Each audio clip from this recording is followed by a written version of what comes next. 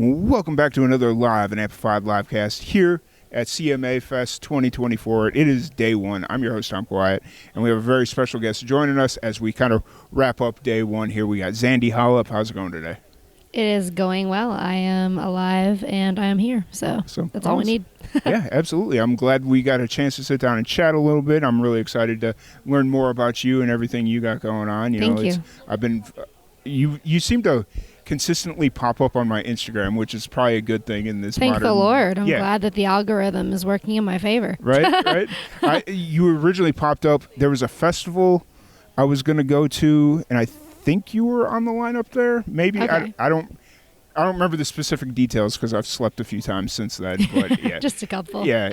I saw you pop up, and then when your team reached out to me about setting something up, it was like, yes, let's do this. So I'm excited. Yay. For the people that are kind of getting to meet you for the first time, tell us a little bit about yourself, where you're from, and all that fun stuff. Hello, people who have never met me. I am Zandi Holup. I'm originally from Pennsylvania. Family and I moved to New Jersey when I was young. I have kind of lived in a bunch of places that I could go on and on about, but I've lived in Nashville for 7 years, Nice. and that's me. That's my story. Since you've moved, is Nashville the longest you've stayed in one place for the most part?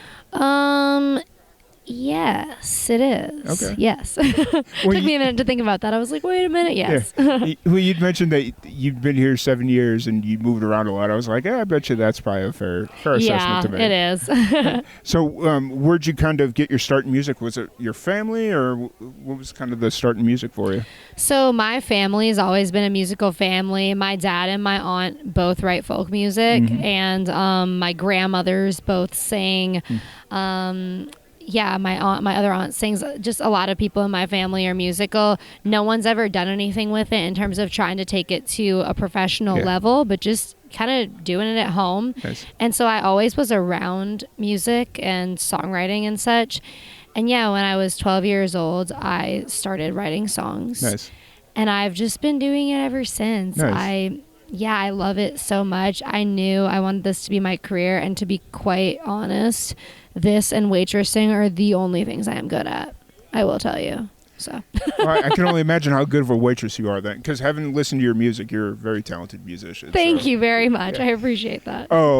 So your family kind of started doing music as like a passion, and their passion kind of turned into your career almost, I guess is the best way to kind of word it. Well, I guess to give the full story, I was kind of shy as a kid, and my mom had put me in plays. Fair. So I was doing little musical type plays. I remember very specifically I did the play Annie, and then when I was quite young, I want to say maybe 9 years old or so, my mom had heard one of those ads on the radio that's like, does your kid want to be a star? Do you want your kid to be on the Disney Channel or something like that? Yeah. And she was like, yes. And she brought me to this thing. I was petrified. I was like a deer in headlights. Yeah. I honestly was terrible at it, but it was one of those money grabs where they just they're like, yeah, like give us $500 and we're going to make your kid a star. And that's kind of how I started out in this industry. And my mom was like wanting me to do singing lessons and stuff because she knew I enjoyed this stuff, but I was just kind of shy about it. I like to just do stuff alone in my room and whatnot. And finally, once I started writing songs is when it all changed. I felt so connected to music on another level, and I wanted to be able to make it a career. And I also was a child actor. I started doing TV commercials by the age of 12. So I've just kind of been in the entertainment industry for a minute, and I've always had the support of my family. They've always wanted me to be in this industry and supported it. So it's very different than a lot of people's stories. I think everyone has their own way of getting into this, but for me, like I've been doing it for a dang minute. Yeah. Hey, that's, the fact that you brought up the old, do you want your kid to be a star, like those Disney commercials from back in the day? It's like, I remember hearing them when I was a kid in the 90s, like especially when like Nickelodeon and the Disney Channel were like really a thing. And then as I got older, I'd occasionally just go back and be like, oh, hey, they're playing this movie I used to watch 5-6 years ago, and I'm gonna go watch it. And then they like run commercials like that, like, hey, you want to be a Disney kid? And that's That's crazy. That's kind of how you got your start. But kind of getting your, I'll use the phrase getting your start loosely, but, you know, was there any, like, experiences you took away from that or any, like, life lessons? From what exactly? From, like, going through, was it, like, an auditioning process? From that specific thing? Yeah. Oh, yeah, it was so funny. I mean, I remember that it was like this cattle call type audition for, you know, whatever, the group of children that wanted to do it. And what did I take away from it? I'll tell you, I mean, I always think deeper than I probably should. Yeah. But if I want to think really deeply on it, what I think I took away from it was that I'm honest to a fault. Yeah.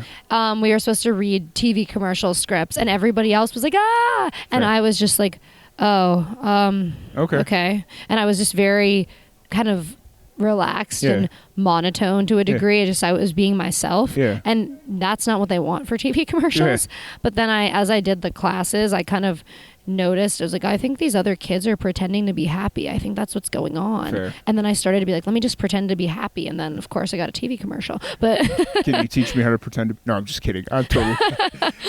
Maybe no. Oh no, that's really cool though. And then that kind of just launched your career as we speak right now, right? I mean, it's like it's always such a slow and steady, weird, winding road, I feel, because it's like it's not linear. Like that wasn't the reason that I'm here now, but maybe it was. It's just how you depend. It depends on how you want to see it. But of course, like everything kind of played into where I am now. But it's just, I started writing songs at 12 years old and I just kept going. I kept hustling. I wanted this. I've always been so connected to music and I believed that I could do something to make it a career, and I'll be damned. It's like, shoot, it's happening. And now you're kind of getting to the point now where you've been doing it so dang long that it's like, you know what, maybe I am meant to do this, or maybe this is why I'm here. So yeah, I definitely always had this deeper calling that I felt like I was supposed to be doing this, and I just kept going. And I always said to people around me, like the older I got, I just said I'm happy with where I'm at no matter what it is. Like when I was waitressing and doing music here in Nashville, I told people, I was like, I'm happy. If nothing more comes for me, like I'm okay because I'm living my dreams already, because I get to sing, I get to play shows, I get to write songs, and I make a living. Like I'm good, man. I just had that approach, and I will say that approach and that mindset is, I believe, what allowed me to have further success, because I wasn't holding on to it or grasping for it. I was just comfortable in my life, and like I wasn't in a desperation mindset, if that makes sense. I was in a mindset where I was just letting whatever come to me, and that's kind of how I try to live my life to the best of my ability. Of course, it's not always like that, but I try my best to just be like, you know what, whatever's meant for me is going to come for me. I'm just going to do my best and just keep living life and trying my best to just be a good person. Yeah, absolutely. 100% get behind that. So where are you kind of at creatively right now? Are you writing, releasing, recording? Where are you kind of at? So right now where I'm at creatively is a lot of touring and then recording. I'm going to be recording my record in August. That's pretty much where I'm at. I was in a season of a lot of writing for a long time. I've written a lot of songs. I have a huge catalog that I'm excited to release and record because I've just been writing for so many years. But right now I'm in a season where I'm kind of giving myself a little bit of a breath, just so that I can kind of just enjoy this moment where I'm at. But still, I am writing alone, and I've written a couple songs with some close friends of mine in the past, a couple months. But there's times when I was writing every day, twice a day. So, for me, I'm like, oh, this is nothing to write 2 songs a month. To me, that's nothing, but because I used to write like way more than that. That's awesome. That's really cool. And, the fact that you're kind of aware of where you're, I don't want to say at emotionally, but just kind of like, okay, I'm not in the mood to like record music, but I want to write, just kind of like as you phrase it in seasons, right? Yeah. Yes, exactly. It's different seasons. And I obviously love writing, but sometimes you have to know when to give your brain a break, because art is a very touchy thing. And I think you have to know how to handle it properly, because you also, you have to push your brain sometimes, even when your brain doesn't want to be pushed, but you also have to give your brain a break when your brain needs a break. And so I just try my best to listen to my body and my soul as much as I can when I'm doing creation, just because I think it is a soul thing. It is an energetic thing, and it's not just something that you want to do in like a manufactured way. Of course, everyone has a different way of going about it, but that's just kind of how I see it. Yeah, absolutely. 100% agreed. Yeah. So how often are you playing shows right now? A lot. I would say this summer, I only have like 10 days off in total. Oh, wow. Like I am playing so many shows. It's a lot of shows. So I'm really, really excited about it. I'm playing, a lot. Nice. Pretty much every day. Are you staying pretty much in the Nashville area, or are you going out and like? I'm going out. I'm touring. I'm on tour with a couple artists this summer. I'm supporting Steve Earle, 49 Winchester, nice. Midlands, and Jamie Johnson. Yeah. So just lots of support dates, a couple festivals I'm Nice. playing I'm really excited about. I'm going over to London and Denmark actually in like a week. Nice. So I'm really excited about that. I'm touring all around this summer. You're staying busy. That's great. Very busy, yeah. That's awesome. I enjoy it. Hope you have fun in London. I keep getting invited over, but just the finances of everything. It's like, man, London it's expensive over there. I will say it was expensive, but it was an incredible experience when I went there, because I went there in March for the C2C festival. Yep. And that was my first time ever in Europe. It was so crazy, but you got to get over there once you get the finances kind of all in order so that it's all properly done, because it was such a crazy good experience. Yeah. I get invited over for this festival called Coast to Coast, which is down on the south coast of the UK. Cool. And Country on the Coast. That's what it's called. Oh, Country on the Coast. Okay. Yeah, Country on the Coast.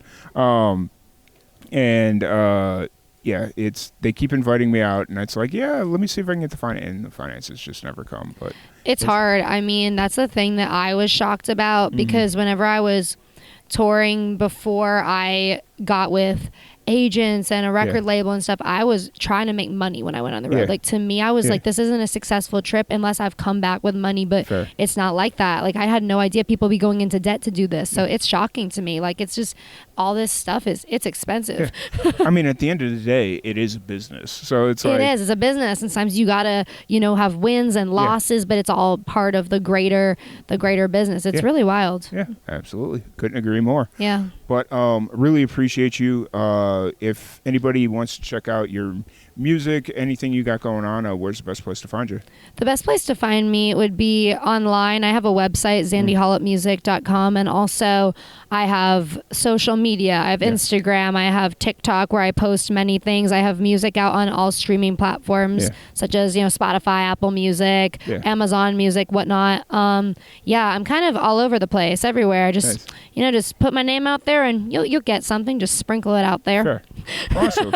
Yeah. Well, once again, thank you so much for joining us. I absolutely appreciate it. Thank you, everybody, for tuning in, and we will catch you all later. Thank you. Yep.